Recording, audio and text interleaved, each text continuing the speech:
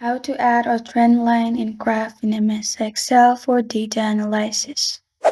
Hi everyone, I'm here to assist you today. Without any delay, let's jump right in. First, open Excel.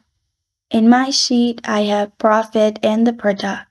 Now, simply select your data. After you've selected your data, click on Insert at the top. After you've clicked on Insert, you'll find these options. Click on Recommended Charts.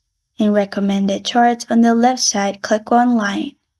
After you have clicked on Line, select one of the chart and press on OK at the bottom.